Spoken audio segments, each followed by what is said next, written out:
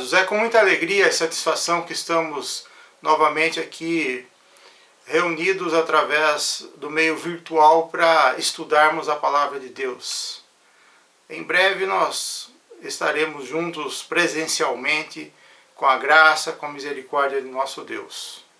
E aí a gente vai poder matar a saudade desses meses todos que estamos aí isolados por conta do coronavírus. Vamos ler a Palavra de Deus, o texto que servirá de base para a nossa meditação, que está em Deuteronômio, capítulo 5, verso 7. Diz assim a Palavra de Deus: não terás outros deuses além de mim. Não terás outros deuses além de mim. Curva a sua cabeça, vamos orar ao nosso Deus.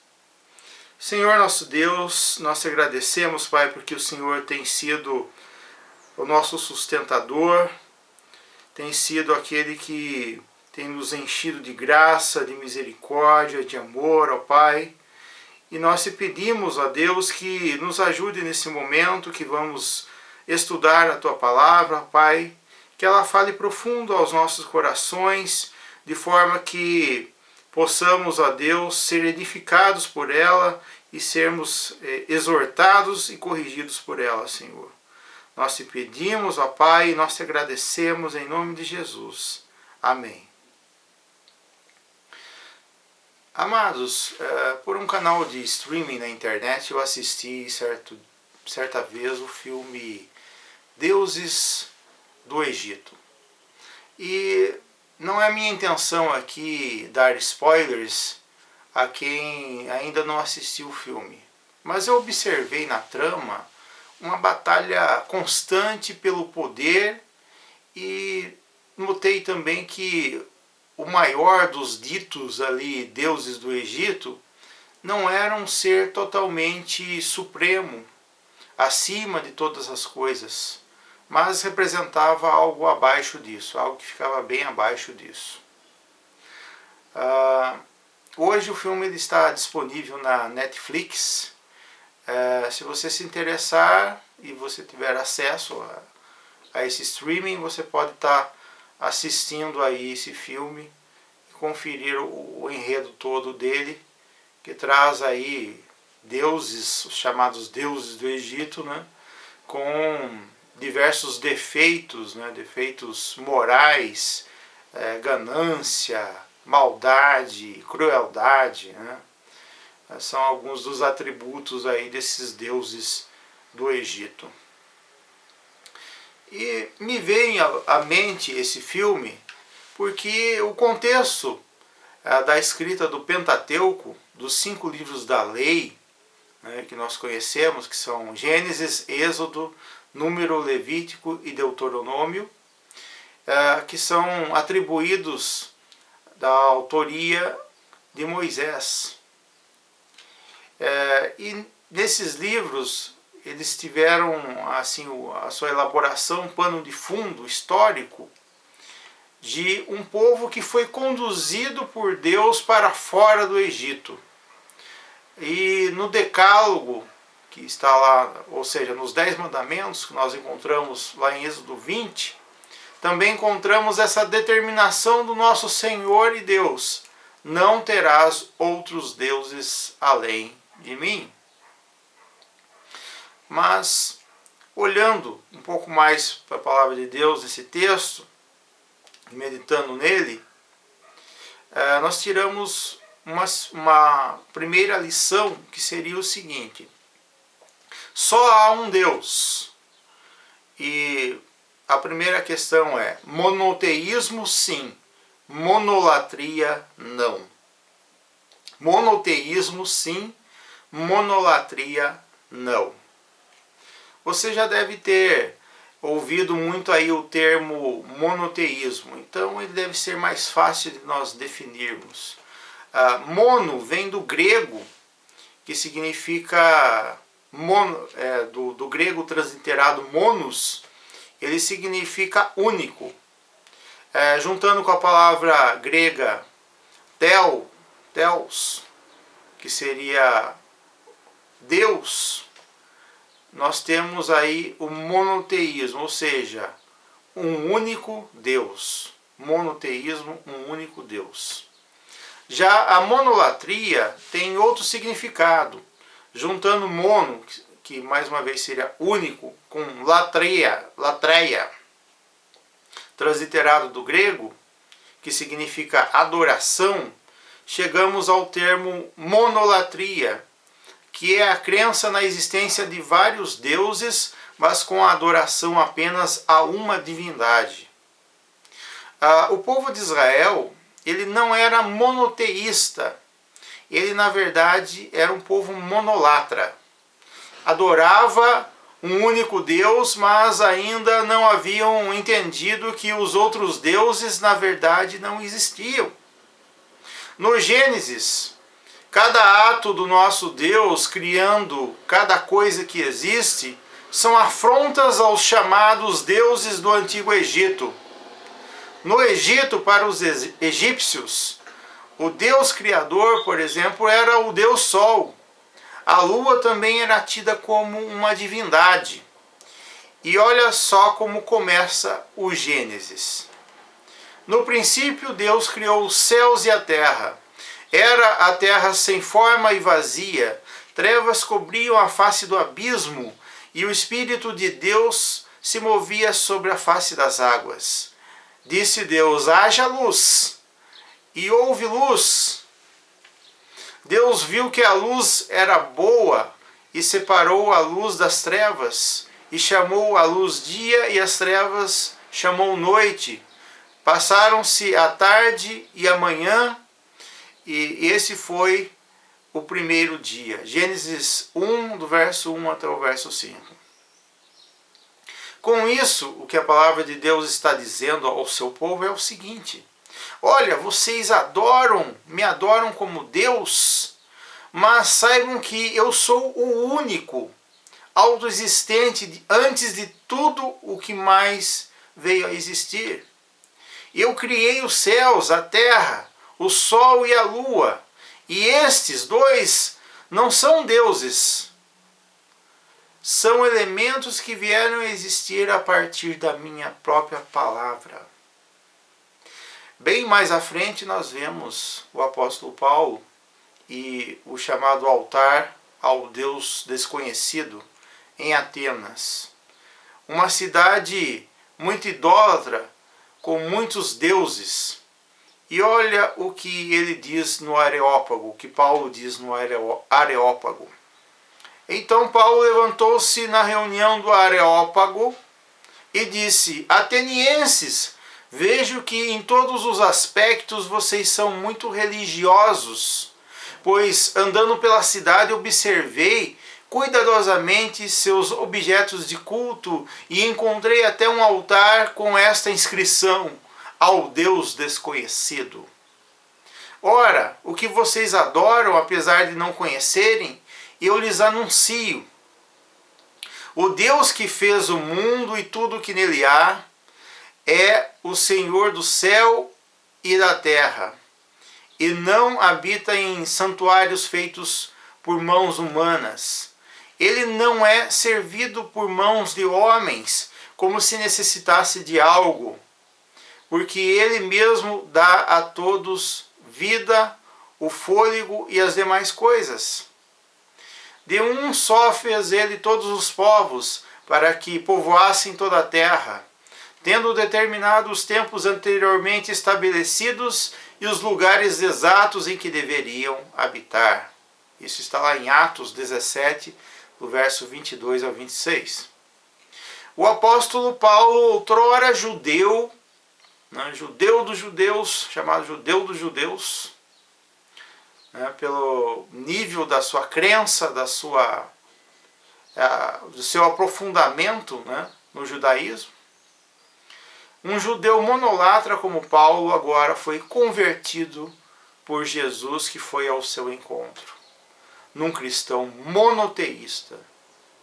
E agora, para Paulo, ele testemunha aos atenienses que há só um Deus.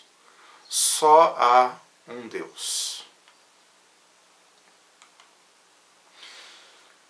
A segunda coisa que nós encontramos nesse texto, conforme as correlações com outros textos da Palavra de Deus, é que só há um Deus e nós devemos ter cuidado com as influências.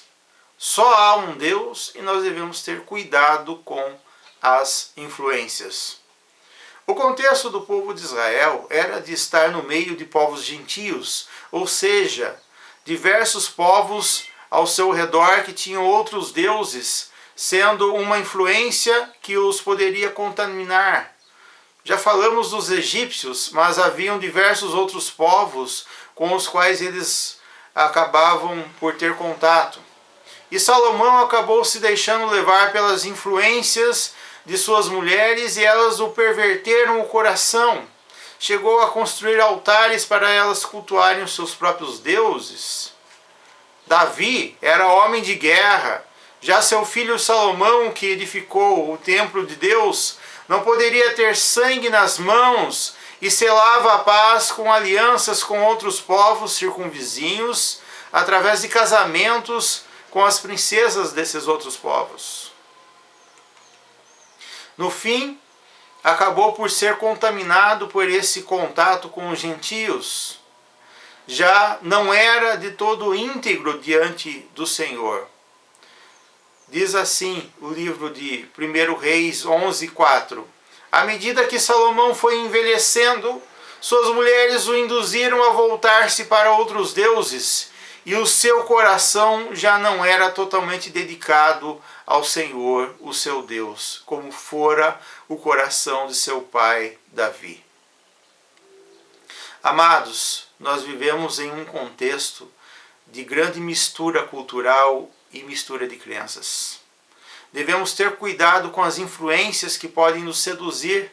À semelhança de Salomão, podemos ser induzidos ao erro de considerar ter outros deuses.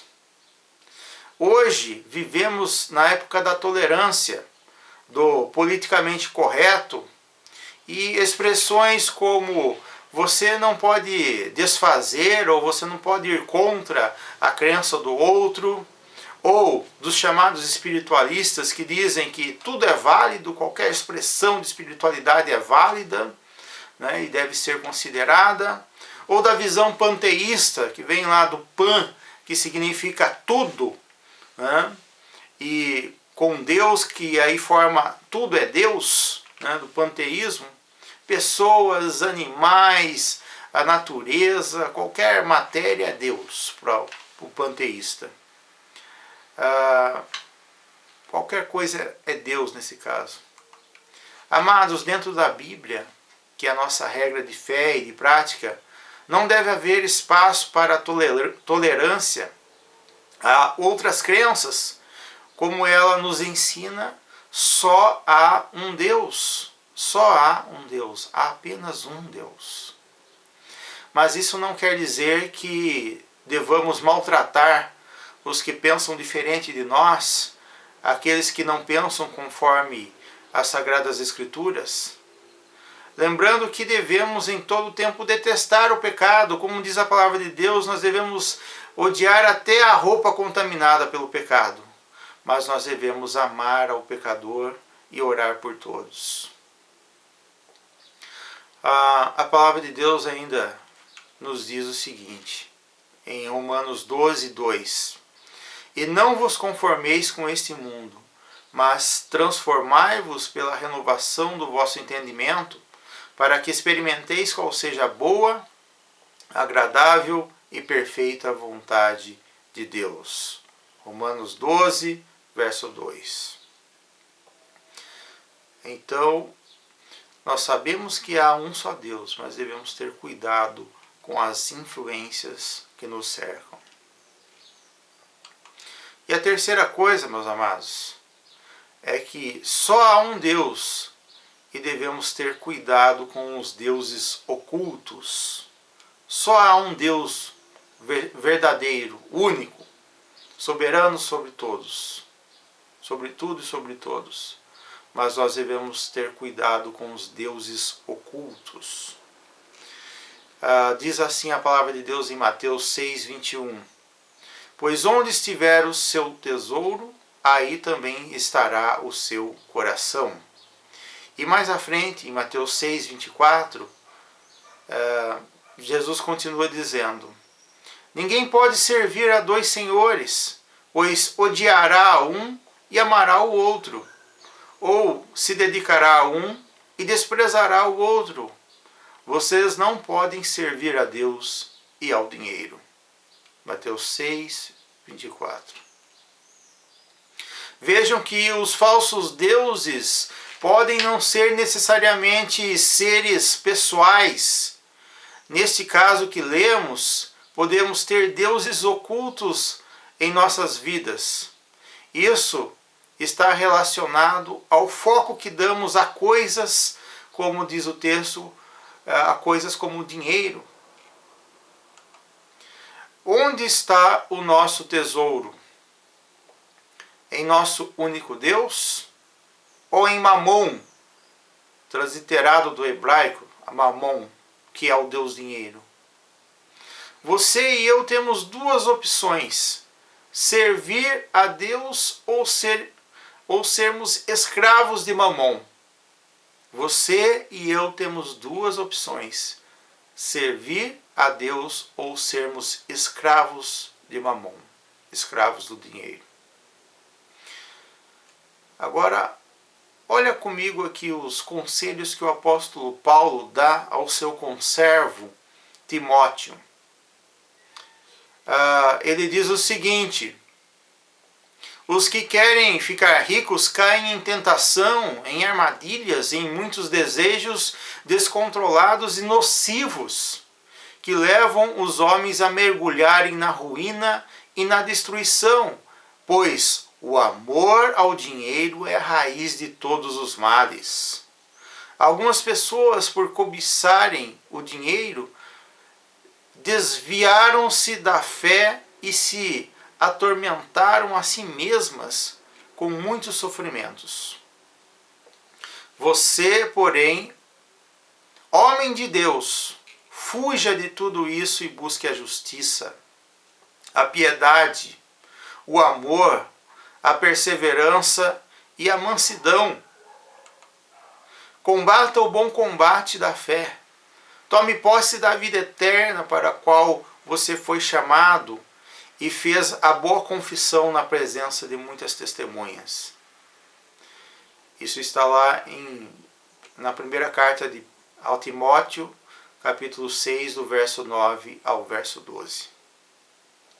Qual é o maior mandamento de Deus a nós? Qual seria o maior mandamento, a maior ordem de Deus a nós?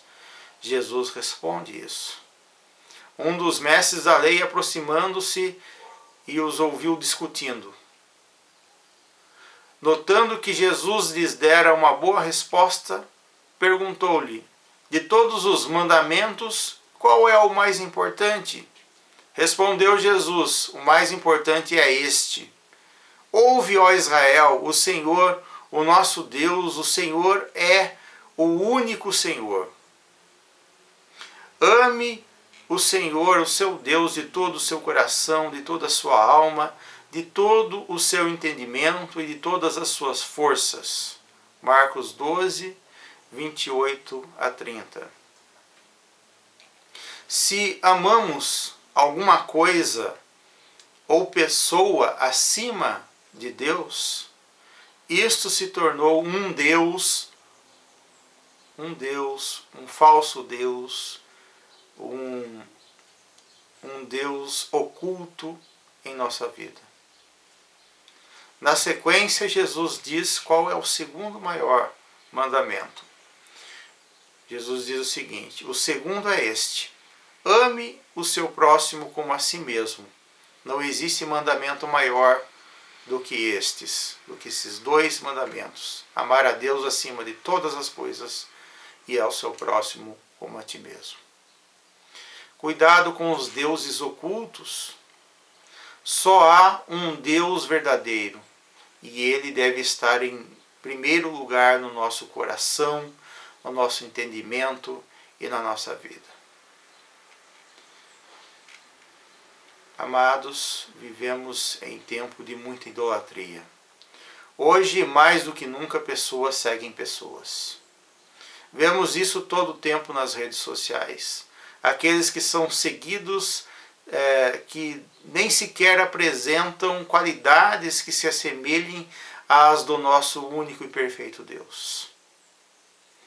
Antes, tem uma conduta e atitudes reprováveis, impuras, sendo até mesmo cruéis. Tempos terríveis vivemos quando os seguidores imitam defeitos e não virtudes daqueles que seguem. Mas podemos seguir pessoas? Sim, podemos seguir pessoas, mas em parte. E se somente forem essas pessoas imitadores de Cristo, o Filho, aquele que é um com o Deus Pai, e através de quem todas as coisas foram criadas. Nas palavras do apóstolo Paulo, tornem-se meus imitadores, como eu sou de Cristo. 1 Coríntios 11, 1. Que Deus nos ajude a não colocar nada ou ninguém em seu lugar, pois há um só Deus. Há um só Deus, o nosso Senhor, que está nos céus. Que Ele nos abençoe. Amém.